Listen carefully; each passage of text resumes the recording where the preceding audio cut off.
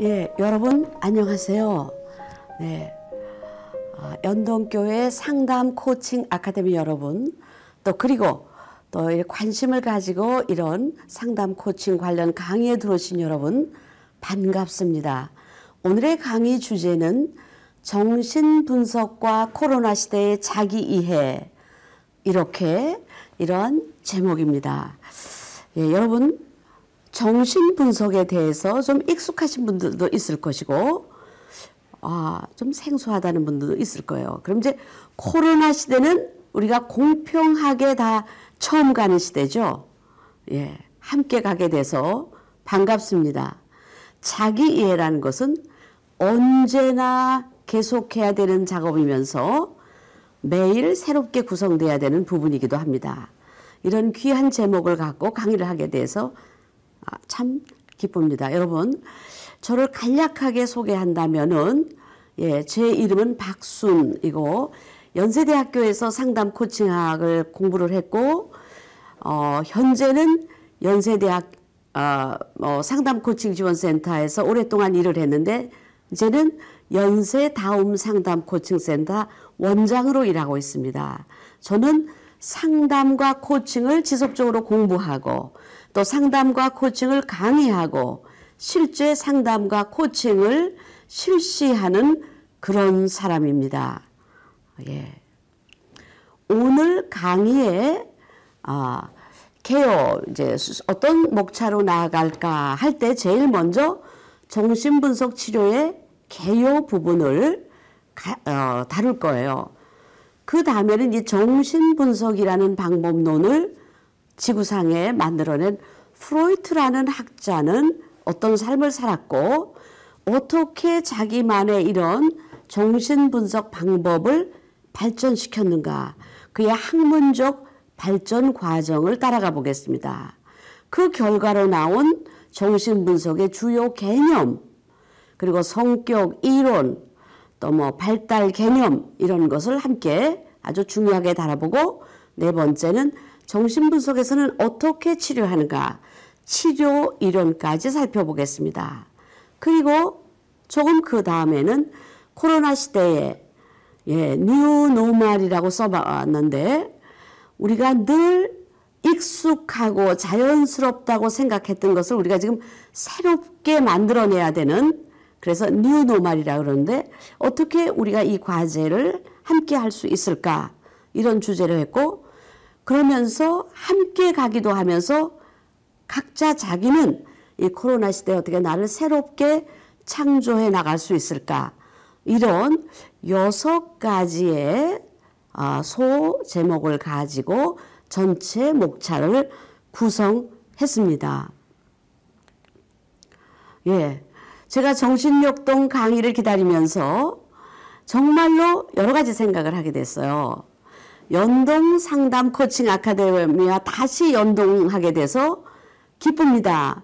이렇게 강의를 만약에 오프라인에서 하면은 연동해서 누군가 웃음을 웃을 텐데, 지금 그렇지 않은 곳에서 동영상 강의를 촬영한다는 것은 저에게 뉴노멀인 거예요.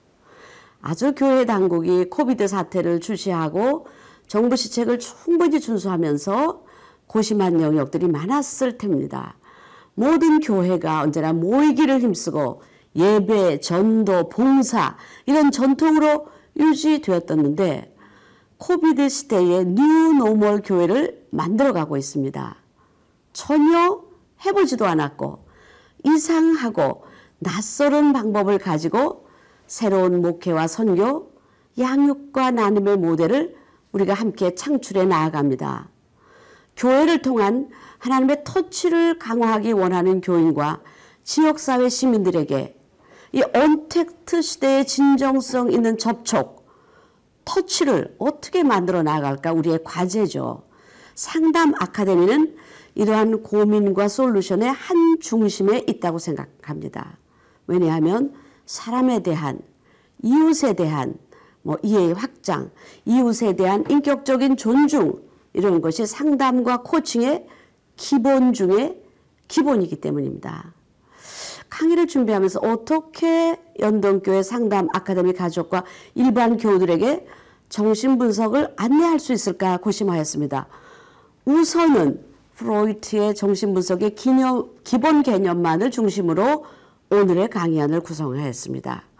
향후에는 이제 융, 아들러, 또들은 다 자아심리학자들, 대상관계 이론과 학자들, 또 자기심리학자, 즉 다시 말해서 정신역동 캠프 전체를 한번 만나보는 강의로 준비하고자 합니다. 예, 이제 정신분석이 어떤 학문인가 여러분 함께 들어가 보기로 해요. 뭐 영어로 써서 미안하지만 정신분석, psychoanalysis. What is psychoanalysis? 정신분석이란 도대체 무엇인가 할 때 아까 목차에서 예고했던 대로 뭐예요? 시그먼트 프로이트라는 한 분이 세상에 나와서 만들어 놓은 새로운 방법입니다. 그 시대의 뉴노멀이라고 할까요? 그렇죠. 그 이전에 없었으니까.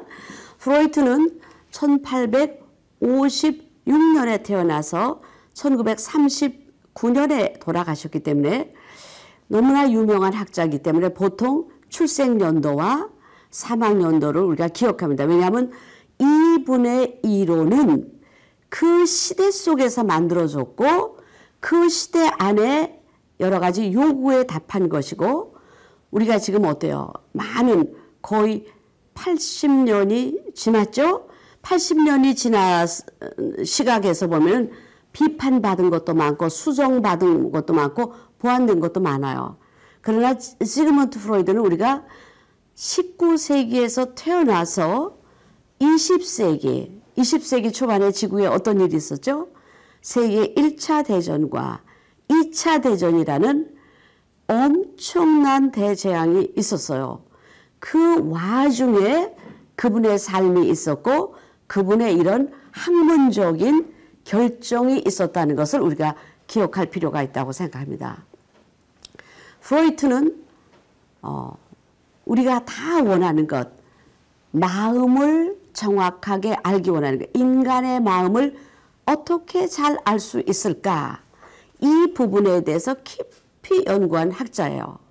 그런데 상담 코칭학에서 언제나 인지, 정서, 행동이라고 해서 인간의 사고, 정서적인 것, 그 다음에 구체적으로 눈으로 드러나는 행동, 이 세 가지를 가지고 연구하는데 사고와 정서는 직접적으로 하기가 매우 어려워요. 눈에 드러난 행동은 조금 더 보기가 쉽죠. 근데 이분은 인간의 사고와 정서를 들여다보면서 중요한 새로운 발견을 했어요. 지금은 무의식이란 말이 아주 많이 쓰는 단어이지만 그 당시에는 무의식이라는 용어 자체가 없었죠. 무의식은 있었지만 그것을 아직 명명하지 않았던 거죠. 그래서 무의식에서 결정된다고 봤어요. 그리고 그 다음부터 논란의 대상이 되었던 건데 인간의 무의식의 주된 내용은 성욕, 공격욕 이렇게 얘기를 했기 때문에 아마 기독교하고도 많은 어려움이 있었죠. 다시 말해서 저도 여기 한 인간으로 서 있는데 인간의 무의식에는 성욕과 공격욕이 가득 있다라고 보는 비관적인 인간관, 뭐 좀 성악설, 이런 의미에서는 기독교의 성악설, 원죄를 말하는 그 기독교 이론하고 인간 이해가 또 같은 면이 있어요. 그러면은 이 무의식을 중요시하는데 여러분이 주변을 보거나 자신의 경험을 볼 때 주관적으로 매우 불편하거나 타인의 어떤 행동 정서가 이해되지 않을 때 우리가 이상심리다, 이상행동이다, 정신장애라 이렇게 말하는데 그 원인이 무엇일까 할 때 프로이트는 명확하게 뭐예요? 무의식적인 갈등에서 이런 장애가 발발한다고 얘기했어요. 이것이 프로이트의 이론의 아주 중요한 얘기예요. 그 당시에 이분의 이제 책을 읽어보면 알겠지만은 눈으로 관찰되는 여성의 히스테리아들, 여러 가지 뭐 응급치료 사례들, 뭐 위경련이 일어난다든가 이런 것이 심리적인 원인이라고 밝혀낸 거예요. 그러면서 이분은 어떻게 치료할까? 치료 방법에 대해서 깊이 연구하기 시작했어요. 그래서 우리가 프로이트를 최초로 정신장애의 심리적 치료 방법 제시. 이것은 지금 보편화돼서 여러분이 병원에 가도 신체적인 요인을 의사 선생님이 다루면서 뭐라고 말할 때가 있어요. 마음을 그냥 편하게 가지세요. 좋게 가지세요. 왜? 마음의 상태가 신체에 많은 영향을 끼치기 때문에 이렇게 말씀하시기도 합니다. 예, 중요한 것은 프로이트는 그 이전까지는 정신장애는 물론 프로이트 시대 이전에도 있었고 프로이트 시대에 있었고 인류의 역사에 계속 있었는데 그것의 원인을 무엇으로 봤다? 마음에 있다고 봤고 마음속에 갈등. 그래서 이 마음을 치료하는 것, 심리치료 방법론으로 정신분석을 내어놓았다는 거예요. 예, 그래서 이 정신분석 이론의 핵심과 이 이론의 목적, 이 이론의 의의를 살펴보겠어요. 근데 인간의 마음을 한 덩어리가 아니라 이분이 이 분야에서 혁혁한 공로를 세운 거죠. 인간의 마음을 들여다보니 어때요? 이제 말이 좀 익숙하지 않은 분들이 있을 거예요. 원초아, 자아, 초자아 이렇게 셋을 또 이름을 줬어요. 원초아, 자아, 초자아 이렇게 셋으로 됐다고 해서 삼원 구조론이라고 합니다. 이것이 프로이트의 이론의 아주 중요한 부분이에요. 그러면 원초아는 무엇이냐? 또 영어로는 이드, 사실은 독일어인데 이드라고도 해요. 원초아, 다른 말로 본능. 이드는 뭐냐? 성적인 본능적 충동. 예, 장발장이 어땠어요? 19년 동안 감옥에 있다 나와서 또다시 감옥에 들어가고 싶은 사람이 어디가 있어요? 그런데 어때요? 너무 배가 고파서. 뭐예요? 본능. 성적인 것뿐만 아니라 우리 본능적 충동을 지배하는 게 원초아예요. 그런데 원초아 다음에 초자아를 살펴보겠어요. 초자아. 사회의 도덕적 가치관을 반영하는 거 우리가 슈퍼 이고 초자아라는데 초자아. 조금 아까 장발장을 얘기했으니 다시 나와서 재범한 장발장을 끊임없이 쫓아다니는 경감이 있죠. 그분은 뭘 갖고 있겠어요? 초자아.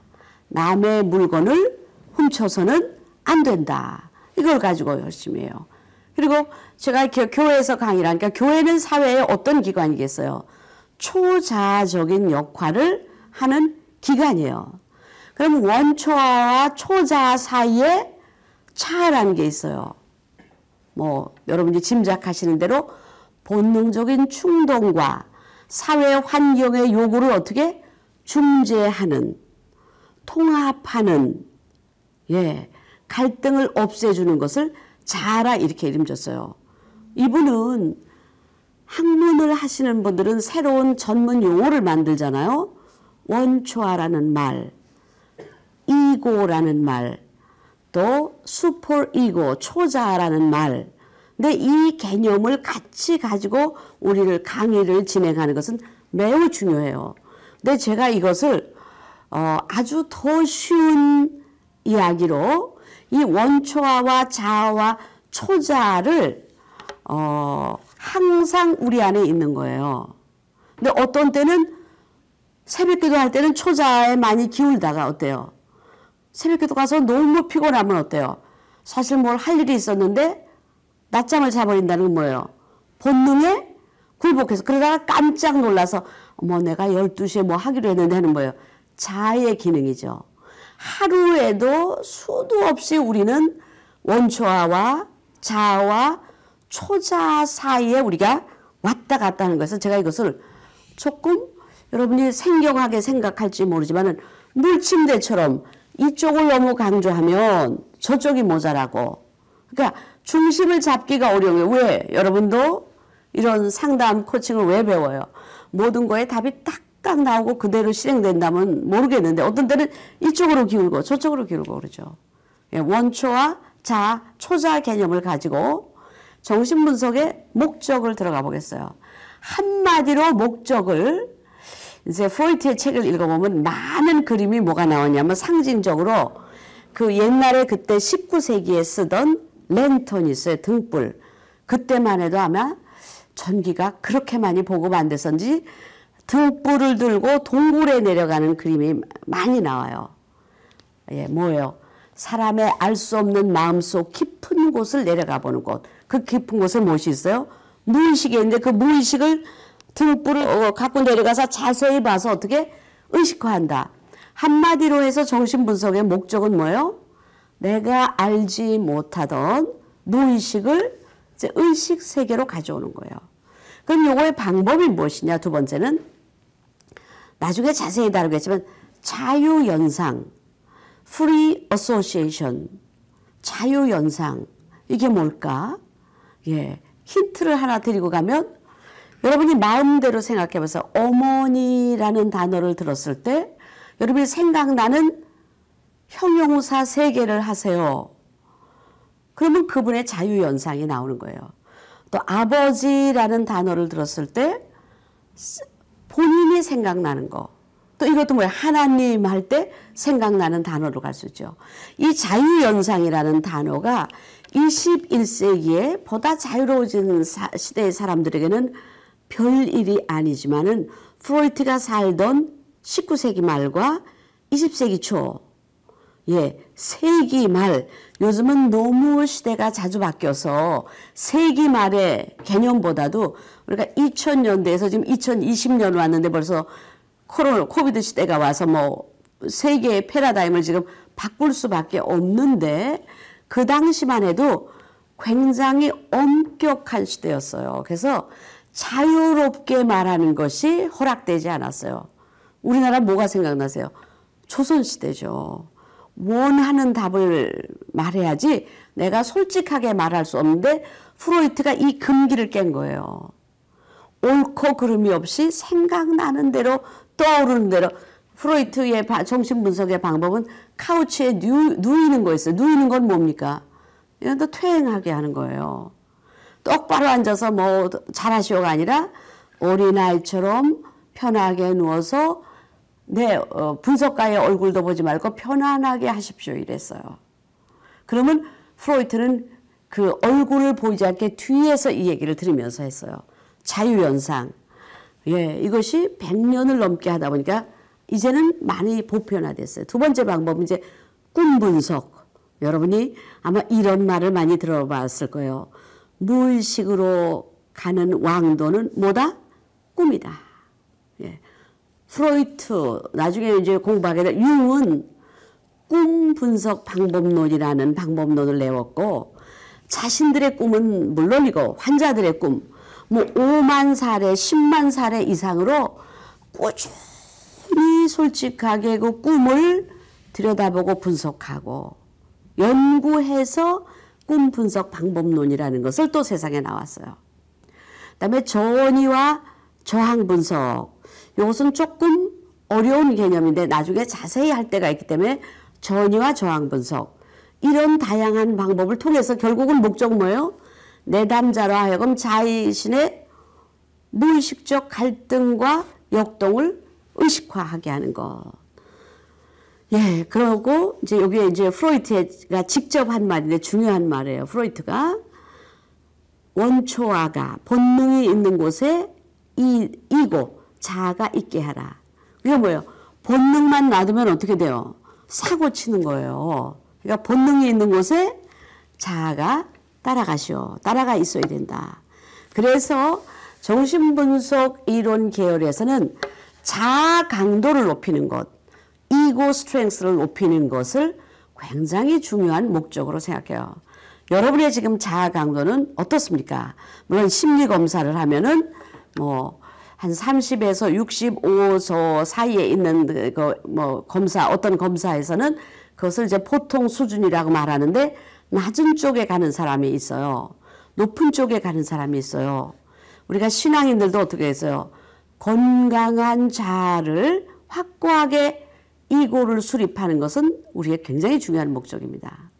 그래서 정신분석 이론이 갖는 의의는 뭐냐면 현대 심리치료의 원조, 모태예요. 정신분석 이론의 실체를 정확하게 파악하는 것은 쉽지 않아요. 왜? 지금도 발전하고 변형되고 수정 보완되고 있기 때문이에요. 아직 뭐 새로운 시대마다 새로운 이론 보강이 필요한 거죠. 그것이 뭐예요? 정신분석 뒤에 융의 분석심리학이 나왔고 자아심리학, 대상관계이론, 자기심리학, 요새는 관계적 정신분석 또 이런 이야기도 합니다. 기본에 대해서 정신분석에서 조금 이론과 목적과 의의에 대해서 설명을 드렸습니다. 이제 프로이트의 생애, 정신분석은 어떻게 발전했나 한번 살펴보도록 하겠습니다. 아까 1856년, 1939년 저 열심히 외우면서 하는데 이 프로이트는 한마디로 뭐예요? 조금 아까 말했듯이 심리치료 이론을 정신분석이라는 이론을 만들었는데 이제 프로이트의 정신분석 이론 이후에 지금 지구상에서 아주 중요하게 생각하는 상담 이론이 한 11가지 정도 있어요. 여러분이 혹시 흥미가 있다면 이 이론은 어떻게 나왔을까? 이론을 만든 학자를 공부하면 이런 말 할 수 있어요. 심리치료 이론은 뭐다? 창시자의 자기 고백이다. 자기의 요구에 의해서, 자기의 갈등에 의해서 학문적 방향에 따라서 이런 이론이 나왔다는 거예요. 그래서 아까 말했듯이 프로이트의 이 발전을, 이론의 발전을 4단계로 나누는데 제1기를 심리적 외상론의 시기라 그래요. 1856년 결혼을 참고로 했는데 어머니는 19살, 아버지는 39살. 좀 특별한 결혼이죠. 아버지한테는 초혼이 아니었던 것 같아요. 여러분이 이제 가족 치료를 공부하다 보면 가계도를 공부하게 되는데 프로이트의 가계도는 유명합니다. 복잡하기도 유명한데 프로이트는 말하자면 프로이트의 아버지가 그 당시로는 좀 나이 많게 새로 젊은 부인과 결혼해서 낳은 맏아들인 거예요. 이분의 삶에 이제 3살 때 남동생이 죽고 머리가 좋았죠. 그냥 뭐 편견 없이 들으세요. 유태인이었어요. 유태인. 그리고 프로이트는 이것으로 박해를 많이 받았었죠. 머리가 매우 좋았고 괴테를 읽고 이제 의대를 진학했는데 그 당시만 해도 출신 성분에 많은 문제가 되는 거예요. 내가 부모가 유태인이다 하는 것은. 그렇지만 머리가 워낙 좋아서 의대를 갔어요.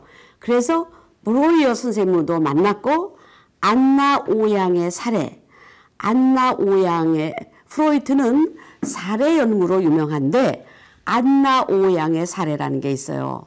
요거 이제 잠깐만 재미로 얘기하고 나면은 이 안나 오양이 즐거운 음악만 들으면 기침이 나는 거예요.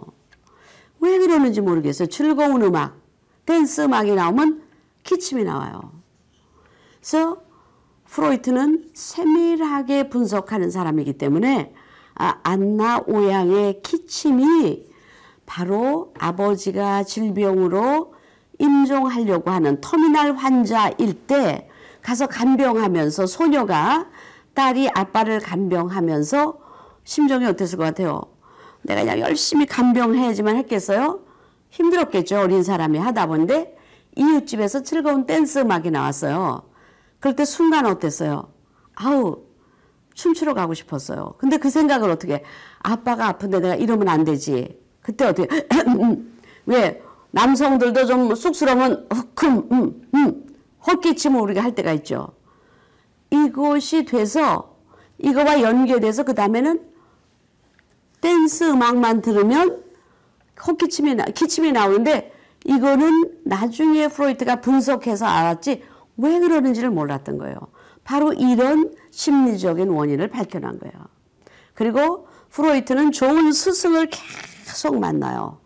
또 프랑스까지 가서 공부합니다. 비엔나에서 샤르코 교수와의 만남으로 최면술을 왜 했겠어요. 지금의 눈으로 보지 말고 그 당시 뭐 이게 어떻게든지 사람의 마음을 무의식을 알려고 최면술도 공부하고 실시해 봤는데 이게 어떻게 해요. 최면할 때는 무의식에 들어간 것 같은데 항상 우리가 무의식에서 살 수가 없잖아요. 우리가 일상에 의식 속에서 살아야 되잖아요. 그러니까 이것도 완벽하지 않고 프로이트 자신은 30살에 결혼했고 신경과 의사를 개업했어요.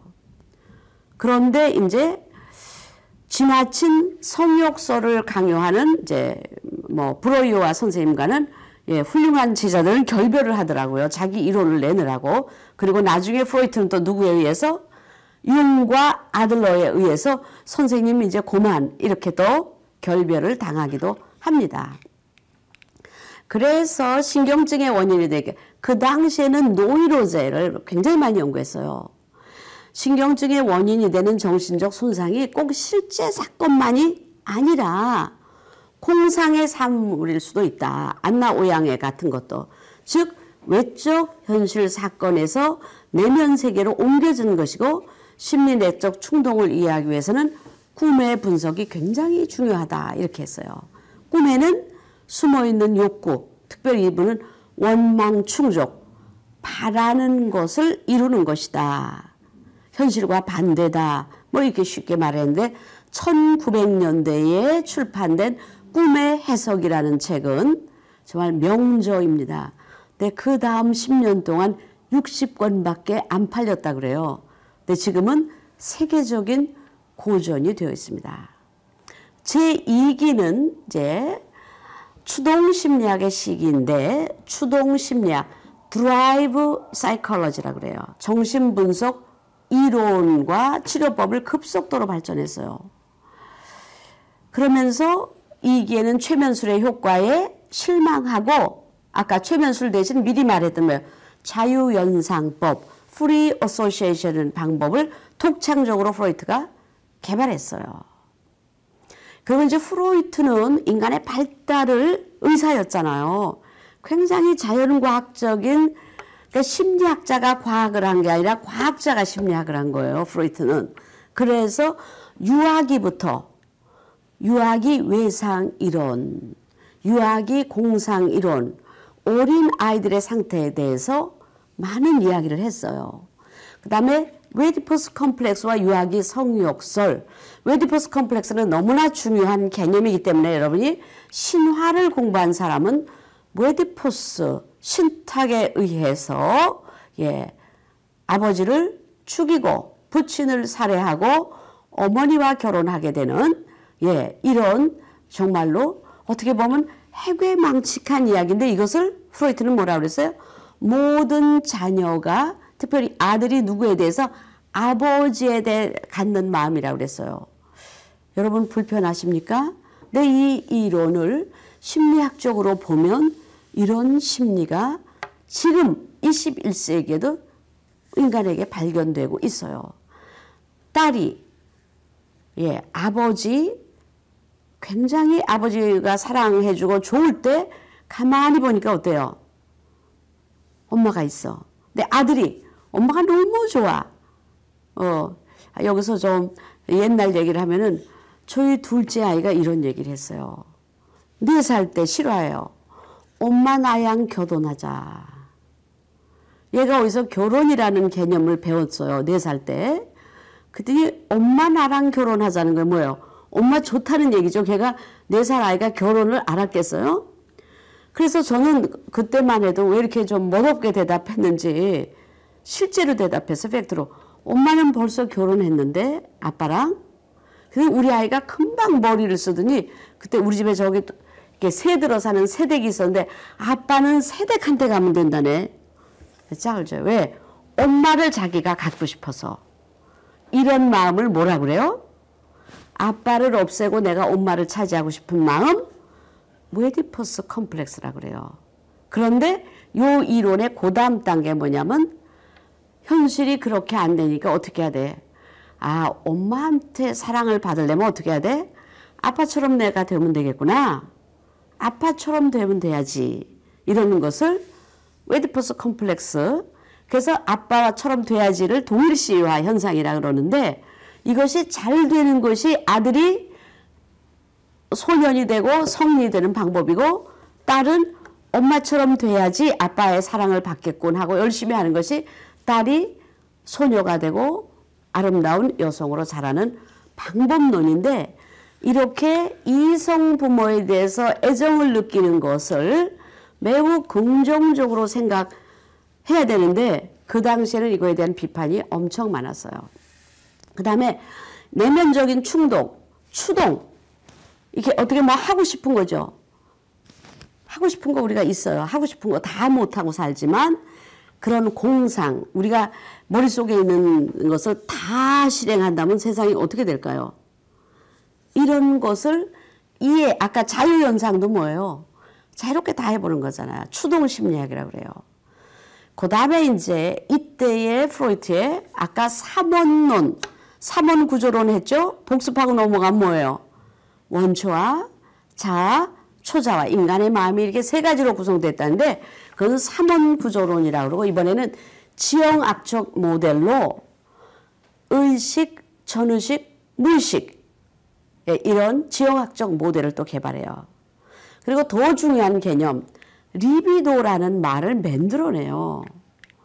자기애라는 말은 우리가 보통 나르시즘, 나르시시스틱, 셀프 러브 이러는데, 이런 말은 그전에도 있었어요. 근데 리비도라는 말은 없었는데 만들었어요. 리비도라는 말은 뒤에 나오겠지만 심리성적인 에너지라는 거예요. 예.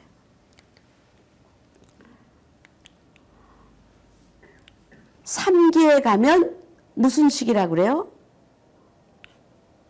1기, 2기, 3기가 이름이 달라요. 3기는 자아심리학. 아까 뭐라고 그랬어요? 원초아와 초자아 사이에 가장 중요한 중심을 잡아야 되는 것이 자아라 그랬죠. 이드가 있는 곳에 이고 자아가 있게 하라. 자아가 핵심이에요. 자아심리학을 강조했어요. 그래서 1923년, 1939년 이분의 말년이죠. 사망 시기까지. 그러니까 점점 더 학문의 완성도가 된 거예요. 사망 시기까지 자아심리학을 완성했어요. 그래서 이분은 지형학적 모델도 만들었고 성격의 삼원 구조 이론도 만들었는데, 제가 개인적으로 프로이트의 생애를 공부하다가 너무나 감명받은 것은, 이분이 턱에 암이 발생해서 제가 읽은 책에 하면 33번 수술하면서 이 연구자의 삶을 계속한 거예요. 33번.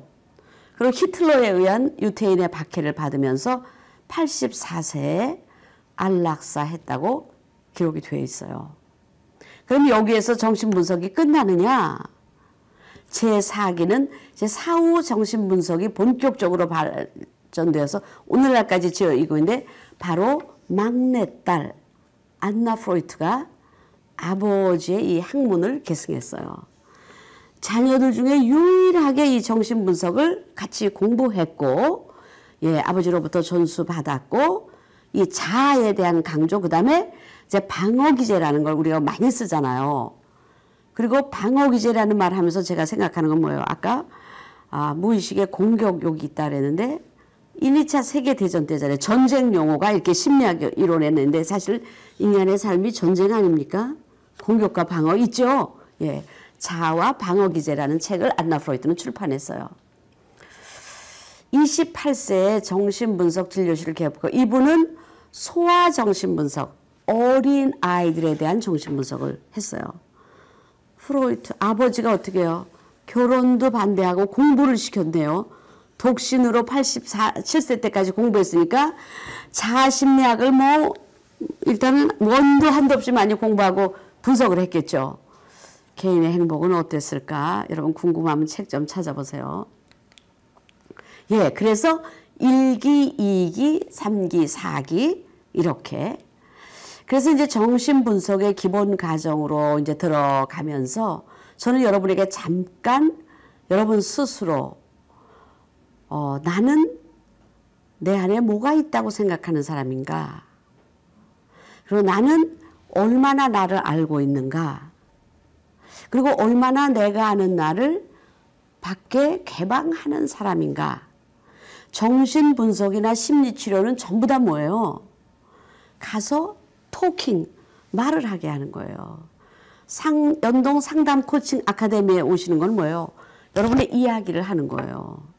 스스로 이야기하지 않고는 치료할 수 없다.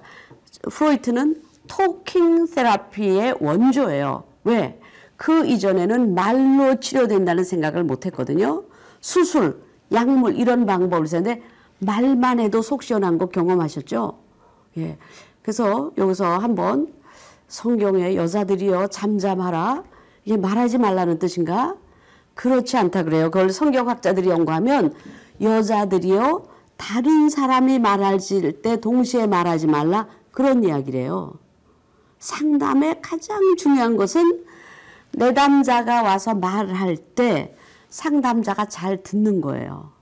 여러분 연동 상담 아카데미 한번 와보세요. 여러분의 이야기를 잘 들어주나. 근데 그거보다 먼저는 여러분이 그러니까 자기가 자기 마음을 잘 들여보다 봐야 돼요. 가장 중요한 거죠. 예, 정신분석의 이제 주요 개념 및 성격 이론으로 좀 들어가 보겠습니다. 아까도 말했지만 프로이트의 정신분석 이론은 인간의 심리적 현상에 대한 몇 가지 기본적인 가정에 기초하고 있는데 기본이 뭐예요? 심리결정론, psychic determinism. 정신결정론, psyche란 말을 심리란 말도 쓰고 정신이란 말도 쓰는데 뭐예요? 원인이 있어서 이렇게 됐다. 환원론이라고도 해요. 이것 때문에 프로이트가 추앙도 받고 비난도 받아요. 원인에 의한 결과를 이번에 무슨 사람이 무슨 말을 하는 것은 원인 없이 하는 것이 아니다. 다 앞에 선행 조건이 있다. 그랬고 아까 말한 대로 무의식. 그 이전의 인류에게 무의식이 없었던 게 아니에요. 이름을 붙이는 게 중요해요. 여러분 아직 우리 인류의 삶에 이름 붙여지지 않은 것들이 많이 있을 거예요. 여러분 찾아서 이름 붙이세요. 이분이 이것을 무엇이라고 붙였는데 우리나라에 또 이무석이라는 유명한 정신분석가가 국제정신분석가가 계시는데 이분은 이 이름을 무의식이 아니고 똑같은 것을 비의식이라고 그랬어요. 무의식하면 의식이 없는 것 같잖아요. 비의식은 뭐예요? 의식이 아직 되지 않았다 이런 뜻이에요. 아무튼 유명하기는 무의식이라는 말이 먼저 번역됐어요. 그리고 아까 강조된 게 뭐예요? 성적 추동이 누구부터 있다? 아기부터 모두 있다고 봤어요. 그리고 프로이트 이론의 핵심은 어린 시절의 경험, 부모와의 양육 경험을 매우 중요시했고 이것 때문에 이 이론에 강점이 있기도 하고 비판도 받는데 사실은 이게 프로이트가 초기 경험, 5세 이전의 경험을 중요하게 강조한 것이 오늘날의 조기 교육의 시발이라고 그래요. 어렸을 때 좋은 양육이 일생에 중요하다. 근데 뭐 프로이트가 아니라도 우리나라 조상들은 어때요? 3살 버릇 8 간다. 이게 이제 대상관계 이론에서 나중에 여러분 배우시겠지만 3세까지의 인생 경험. 프로이트가 5세를 말했다면 대상관계 학자들은 그 후계자들은 5세가 아니고 3세까지가 중요했다 그러고 말러 같은 학자는 1세까지가 너무 중요하다.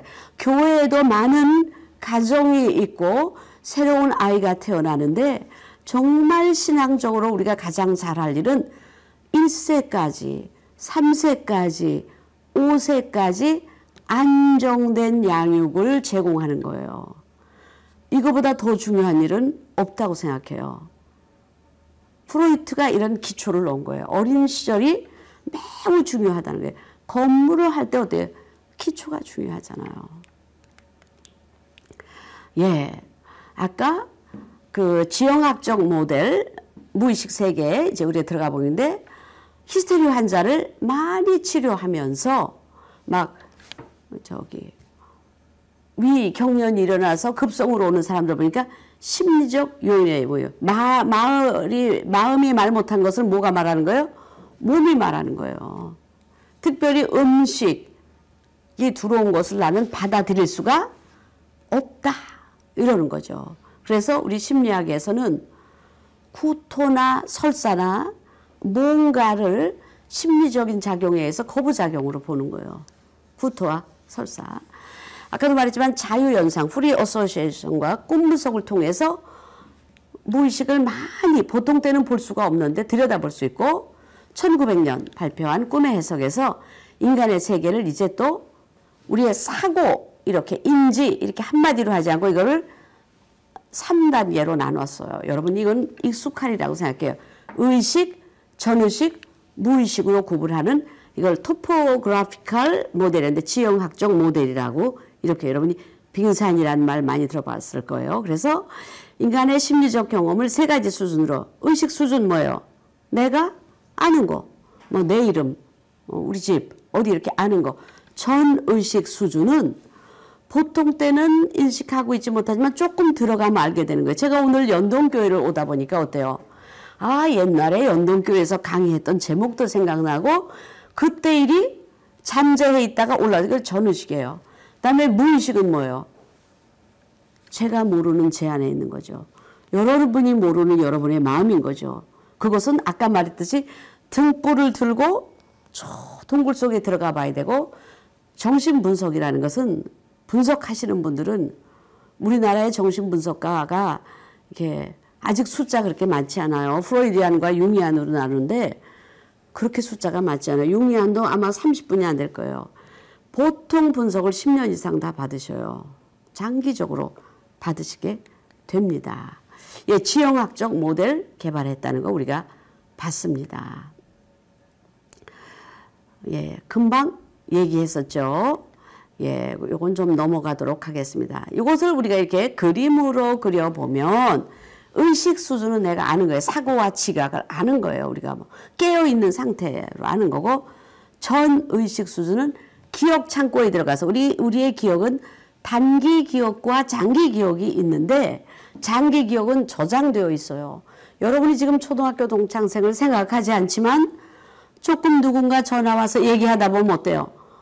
초등학교 동창 누구도 생각나고 선생님도 생각나고 이러잖아요. 이런 게 저장된 지식이에요.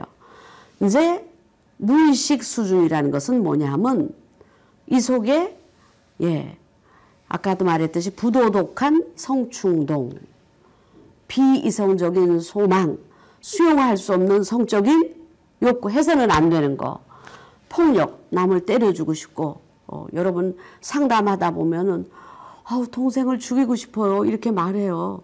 근데 이래야 치료가 돼요. 이것을 그런 마음이 있는데 이걸 말하지 않고 언니는 동생을 사랑해야 되겠죠 이런다면 뭐예요? 그건 거짓말이 되는 거예요. 나는 걔가 지금 없어졌으면 좋겠고 내가 죽이고도 싶어요. 근데 성경에 보면 어떻습니까? 성경이라는 거룩한 책은 창세기 4장부터 살인이 나와요. 그것도 누가? 가족살인이에요. 형님이 카인이 아벨을 죽여요. 이런 욕구 왜 그랬을까? 무의식적으로 분석해보면 충분히 알 수 있죠. 왜 하나님은 두 사람의 제사를 다 안 받고 이렇게 갈등을 일으키셨을까? 여러분 좀 연구해 봅시다. 수치스러운 경험 이런 것도 다 깊이 내려가 있다. 그래서 이것을 빙산 모델이라고 그래요. 우리가 아는 것은 9분의 1 정도 알고 실제 빙산이 그렇다고 그러네요. 지금 빙산이 녹아서 걱정이라는 TV 보도가 많던데 아무튼 이 깊은 곳에 우리가 모르는 무의식이 우리의 삶을 어떻게 좌지우지한다 이런 거예요. 추동, 아까 드라이브라고 제가 간단하게 말했는데 정신분석 이론의 핵심 개념 중에 하나서 인간이 출생 초부부터 일어난 우리가 생물이잖아요. 생물로서 우리가 존재하기 위해서 갖고 있는 추동을 이분은 두 가지로 했어요. 자기 보존적 추동, 나를 보존하고자 하는, 여러분도 여러분의 신체나 마음을 남이 손상시키지 않도록 우리가 방어하잖아요. self-preservative drive, 나를 좀 지키고자 하는 것. 또 하나 뭐예요? 종 보존적 추동, species preservative drive, 인간이라는 종, 지금 우리가 코비드 시대에 인간이라는 종이 안전하게 지구에서 거주할 수 있나? 화성으로 가야 되나? 뭐 많은 논란이 있어요. 근데 이런 본능을, 드라이브를 가졌다 그러는데 프로이트는 과학자로서 이 인간의 계통 발생적인 발달, 인간이라는 동물적인 포유동물계의 영장류에 속하는 인간의 그런 계속된 발달도 공부했고, 프로이트는 찰스 다윈의 종의 기원에 굉장히 진화론의 영향을 많이 받은 학자입니다. 이렇게 계통 발생적인 것 위에서 태어난 아기가 어때요? 개체적으로 하나 성장하죠. 그거는 모든 생물체계가 다 그래요. 계통 발생적인 것을 속에서 개체 발생하는데 둘 다 지키기를 원한다는 거죠. 특히 일상에서 쉽게 충족되지 않을 뿐만 아니라 사회적으로 억압되는 성적인 추동을 그냥 아름다운 한 여성만 아름답게 봤으면 좋겠는데 수많은 사람이 다 아름답게 보이나 보죠. 또 수많은 남성이 다 아름다운 대상으로 보일 때 어려운 건데, 이렇게 심리성적인 마음이 성적인 에너지로 사이코섹슈얼 에너지화하는 것을 뭐라 그래서 이분이 아까 리비도 이렇게 라고 지칭을 해서 이런 말을 만들어냈어요. 여러분은 심리성적인 에너지 리비도가 있는 살아있는 사람이시죠? 네, 대답 안 하셔도 돼요. 그런데 심리성적 발달 이론을 또 과학자답게 어떻게 해요? 우리 신체 부위를 갖고 설명했어요. Theory of Psychosexual Development. 우리가 심리성적인 에너지가 어떻게 발달한다? 아기를 발달해. 이거는 지금은 모든 사람이 알지만 그거는 프로이트의 관찰에 의해서 이렇게 체계화된 거예요. 아기가 태어나면 뭘 합니까? 빨기 반사를 해요. 이게 무조건적 반사예요. 학습해서 배우는 게 아니라 아기가 이렇게 태어나자마자 보리차병을 물려주면 어때요? 구강에 대주면 어때요? 빨아요. 배운 게 아니에요. 본능이에요.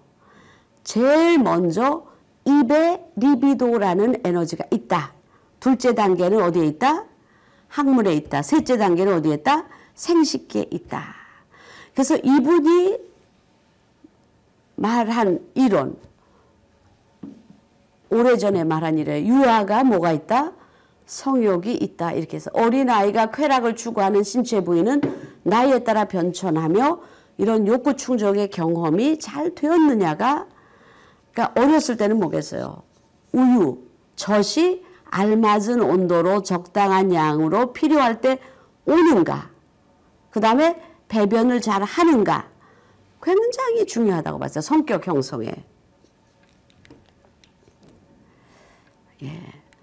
그래서 이 심리성적 발달 단계를 5단계로 했는데 이것이 지구상에서 말하는 인간의 발달 이론의 최초예요.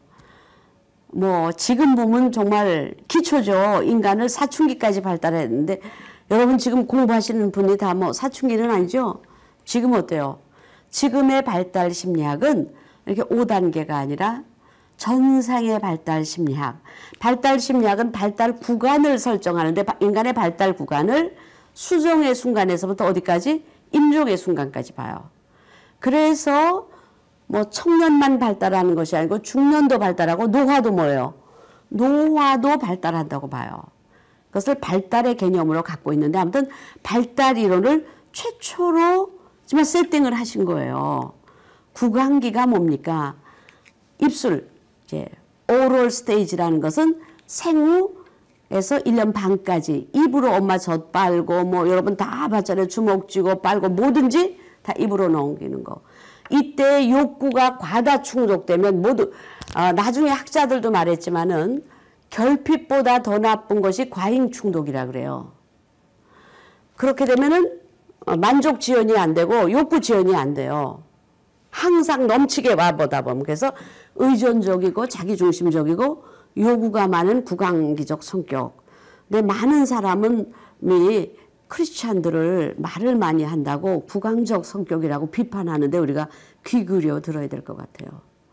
욕구가 과다가 좌절되는 어떻게 해요? 욕구가 좌절되면 애들이 막 선터 깨물고 뜯어먹고 나중에 이렇게 피부도 벗기고 머리칼도 뜯고 여러 가지 정신장애를 나타내는데 유발해서 구강계 공격성을 이제 엄마 젖도 깨물기도 하지만은 이런 신체적으로 물기도 하지만은 말로 냉소적이고 빈정거리고 그냥 무슨 누가 말만 하면 꼭 쌈딱처럼 이렇게 하는 성격이 될 수 있다.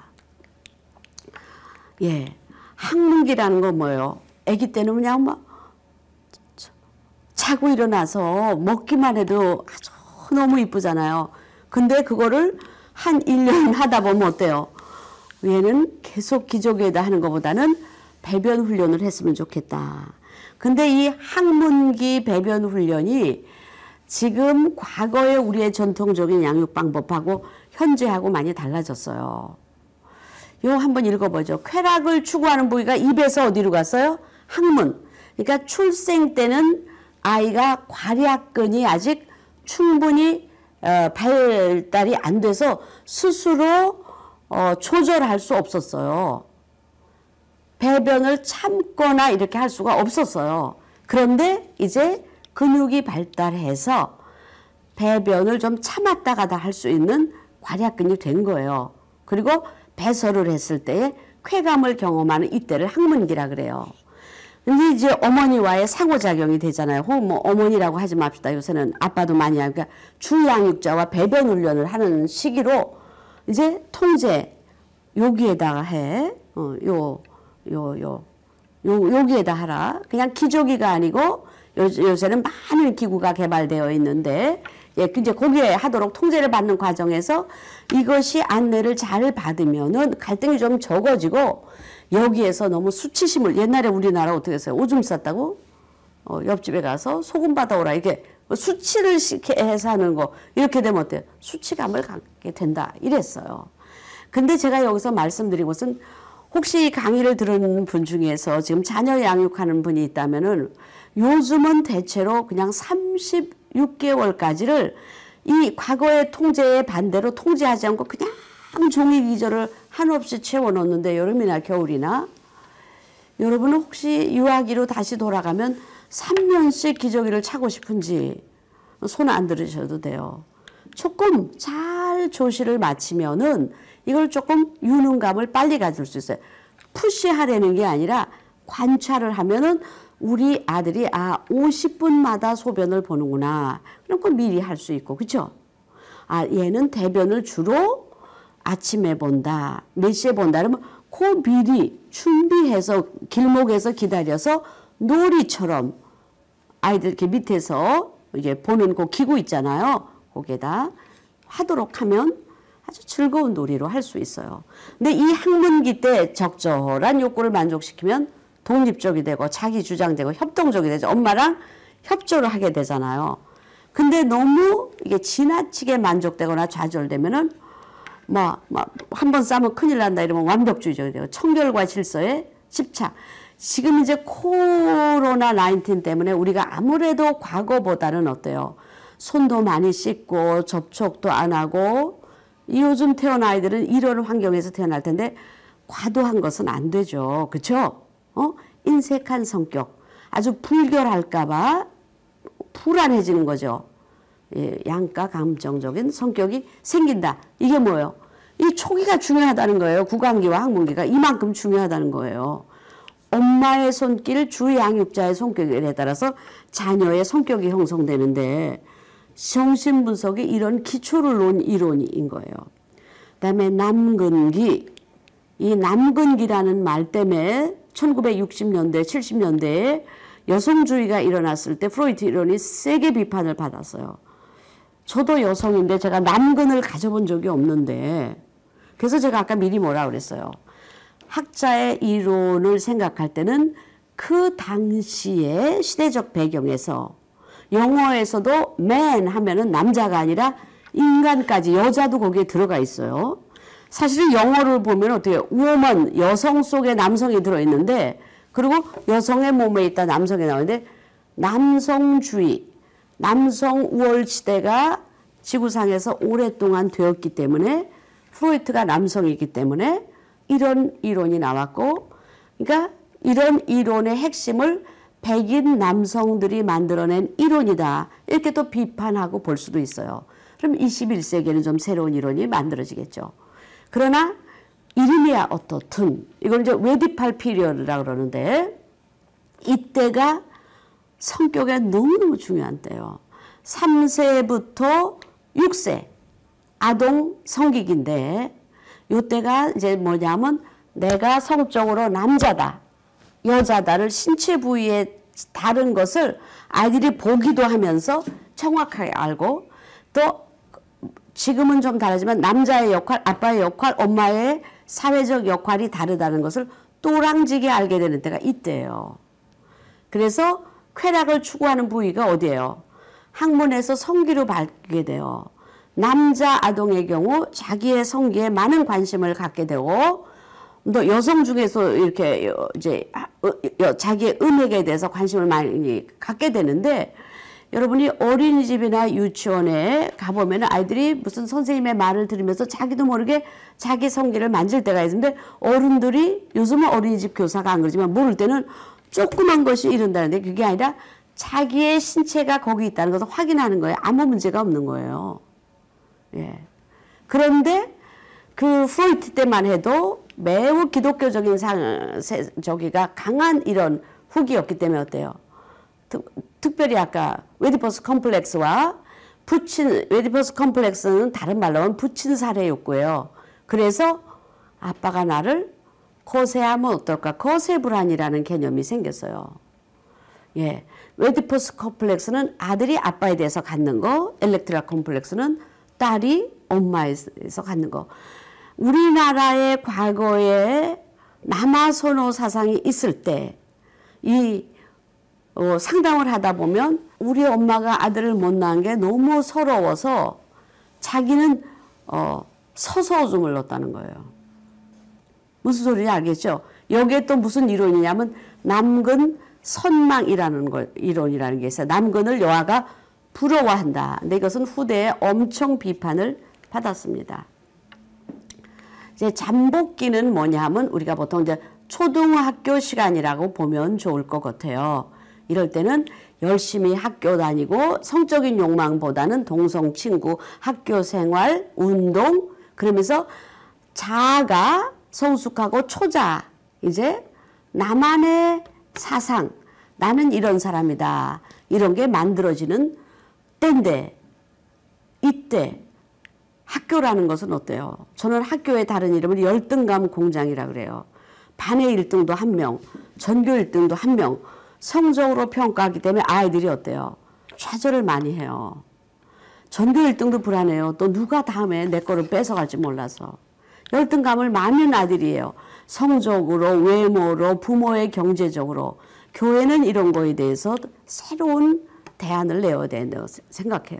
그러다 보니까 소극적이고 회피적인 성격도 많이. 그래서 요새 뭐 히키코모리, 방콕 많이 있어요. 우리나라에도 알게 모르게 아파트 속에서 지금 나오지 않는 아들, 딸, 엄마 때문에 아들, 딸 때문에 고민하는 부모님 많이 계셔요. 이제 성기기라는 것은 이제 사춘기, 청소년기 이후인데 육체적인 면에서 2차 성징이 나타난 때 지금은 2차 성징이 오기 전에 우리가 충분히 성교육을 하고 부모가 학교가 많이 준비해 주죠. 사실은 정확하게 말하는 면은 성적인 욕구가 이제 생겨서 성적인 만족을 추구한다는 거예요. 성행위를 하고 싶어 하는 것이 몸이 되었다는 거예요. 그런데 현실이 어때요? 사춘기 아이들, 중고등학생들이 공부해야지 성적인 만족을 가져라. 이런 나라가 어디 있습니까? 국영수는 열심히 해야지. 그러니까 많은 갈등이 생기는 거예요. 근데 일단 부모로부터 심리적으로 독립하고 자아 정체성을 해야 되는데 경제적 이해 속에 있다 보니까 많은 문제가 생깁니다. 그래서 프로이트는 이 성기기를 통해서 성격 형성이 완결된다고 보았어요. 예, 여러분도 이런 시대를 뭐 그러니까 이팔청춘까지 온 거예요. 이팔청춘. 이몽룡, 송춘향이 몇 살 때 연애했어요? 이팔청춘 때 했어요. 여기까지 다 왔어요. 근데 이제는 100세 시대니 이제 100세 시대의 심리성적 발달 단계는 어떨지 여러분과 함께 써봤으면 좋겠네요. 아까 성격의 3원 구조 이론을 미리 설명했죠. 1923년에 자아 원초화. 예, 요것은 아까 설명한 것을 조금 더 핵심적으로 원초화는 뭐예요? 쾌락 원리, pleasure principle. 원초화가 본능이 요구하는 건 뭐예요? 만족, 쾌락을 추구하는 거예요. 그래서 이것을 1차 과정이라 그래요. 그 다음에 자아는 뭐예요? 나는 저걸 먹고 싶지만 어떻게 내 거니까 내 거가 아니면 어떻게 해요? 먹으면 안 된다고 초자아가 가르쳐 줬으니까 자아는 어때? 안 먹겠지요. 그렇죠? 이게 적응을 하는 거예요. 이거를 현실. 내가 지금 자고 싶은데 수업 쉬면 어떻게 해요? 차마 이게 현실. 그래서 reality principle. 현실 원리라 그래요. 2차 과정이라 그래요. 그다음에 3차는 칭찬과 처벌의 경험이 반복되게 됨에 따라서 부모와 교사로부터 내면화된 어떤 규범, 가치, 이래야 된다. 너는 맏딸이니까 어떻게 다 동생을 돌봐야 된다. 이런 건 너무 초자아가 강해서 자기는 대학교 가고 싶지만 여러분 중에서 포기한 분도 있을 거예요. 이런 얘기를 가끔 듣습니다. 예. 근데 아까 프로이트가 이 이론을 만든 건 뭐예요? 자아가 중간에서 적당히 중재를 해서 어때요? 자아가 강해서 자기 만족이 되어야 되는 것이죠. 이제 방어 기제 이것은 그냥 예고로 하는 거예요. 프로이트와 딸 안나 프로이트가 있는데 이거 우리가 열심히 쓰는 건데 개강하면 이건 열심히 공부해 보려고 그래요. 예. 그리고 이제 치료 이론에 대해서 조금 소개하고자 합니다. 치료 기법을 크게 4가지로 나눠요. 아까도 미리 말했죠. 자유연상, free association. 꿈의 분석, 전이 분석, 저항 분석인데 뭐냐면 자유연상. 내담자가 카우치에 편안하게 누운 상태에서 우리나라에서도 정신분석가들은 여전히 이 카우치를 사용합니다. 아무런 억제나 논리적 판단 없이 떠오르는 대로 그대로 솔직하게 이야기해요. 이것이 발달해서 우리가 회의할 때도 아무 생각 말고 그냥 떠오르는 대로 말고 브레인스토밍 하자 이러죠. 있는 그대로 그냥 내놓자. 이러면 어때? 여기 있는 게 나가기만 해도 시원한 거예요. 그게 다 옳다는 소리가 아니에요. 그냥 떠올랐으면 구성되었으면 그걸 내놓는 거죠. 여기에 무의식적 소망, 환상, 갈등 이런 것을 여는 문이 된다는 거예요. 분석적 상담심리사는 이제 분석가가 있고 상담심리사는 좀 구별해야 돼요. 분석가는 좀 어려운 과정을 통해서 자격을 취득합니다. 상담심리사도 지금 굉장히 어려운 치료 자격증 과정이 있어요. 그래도 분석가 과정보다는 쉽습니다. 근데 둘 다 내담자의 자유현상을 들으면서 표면에 이 의식만 듣는 게 아니라 전의식만 듣는 게 아니라 어떻게 감춰진 내용까지 함께 헤아려 가려는 노력을 하는 것이 자유연상이라는 기법이에요. 예, 그 다음에 꿈의 분석. 미리 말했죠. 꿈의 분석, 꿈의 해석. 1900년에 나온 이 책이 아주 이 정신분석이라는 방법론을 공고히 한 건데 꿈속에 나타내는 주제나 내용들을 면밀히 분석해서 무의식적 갈등을 찾아내는 방법이에요. 저도 개인적으로 꿈 분석을 좋아해서 지금도 저희 센터에서 꿈 분석과 집단 상담을 하고 있습니다. 꿈속에 우리의 무의식이 많이 들어있기 때문에. 그래서 잠자는 동안에는 어때요? 조금 아까 이게 다음에 배우자고 방어 기제는 넘어갔는데 어때요? 방어가 좀 낮아져요. 그러면 억압된 그 감정들이 스멀스멀 올라와서 어때요? 꿈을 구성해요. 그래서 그 나타나는 것을 현재몽, 현재몽은 발현몽이라고 해요. 지금 겉으로 드러나는 꿈이에요. 그런데 저 후에 뭐라 그랬어요? 프로이트는 발현몽 밑에 뭐 했어요? 잠재몽이라고 그랬어요. 이게 프로이트식이죠. 의식, 전의식, 무의식 있듯이 뭐가 있어요?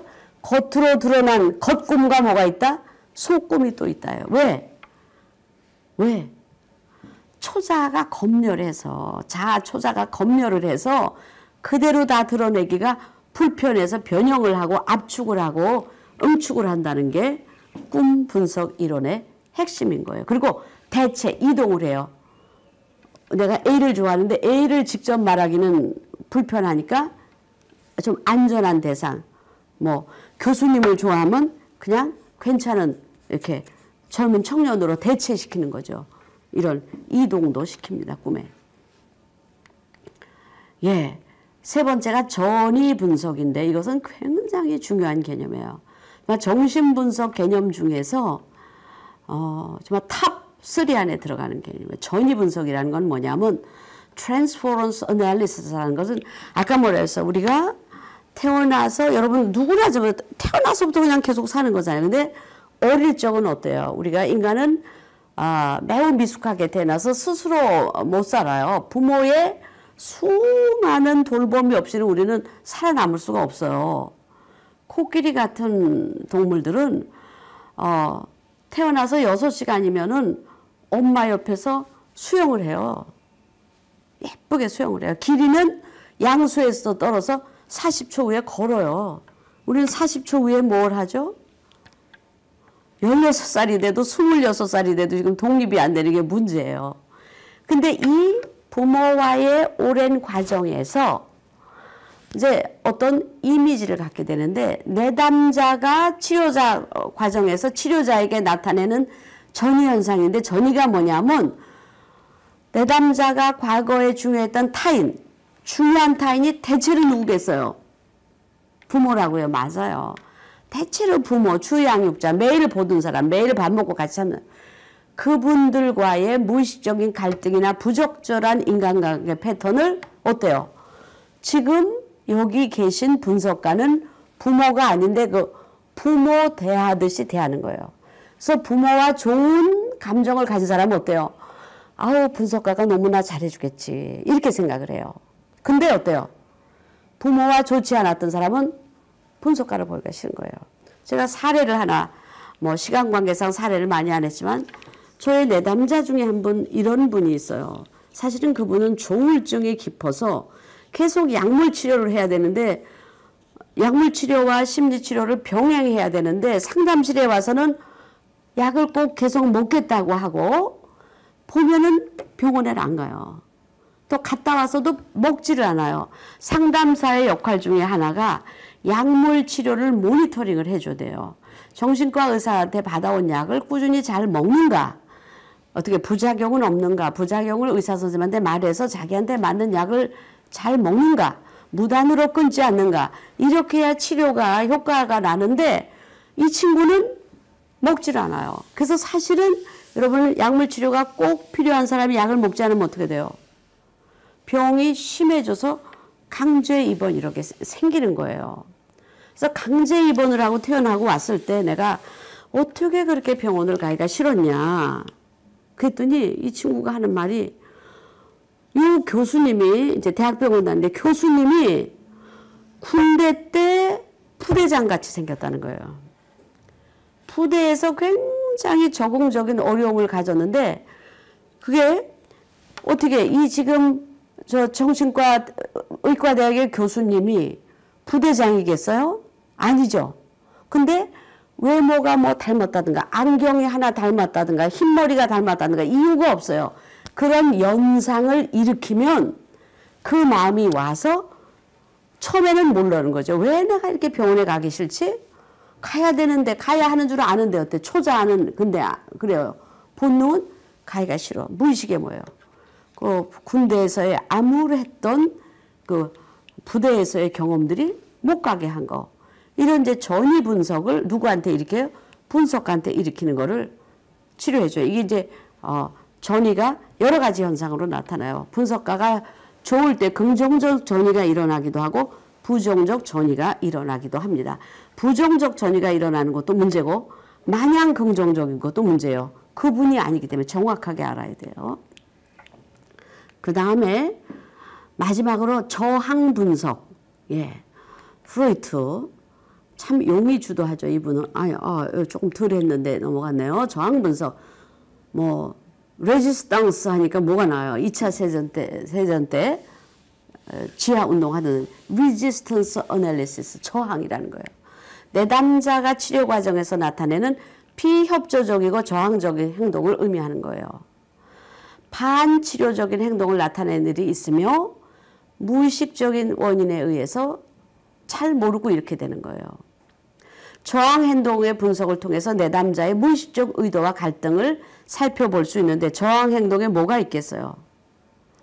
지각, 또 상담을 무단 결석하는 거, 노쇼, 당일 취소, 어쩌거나 가기 싫은 거예요.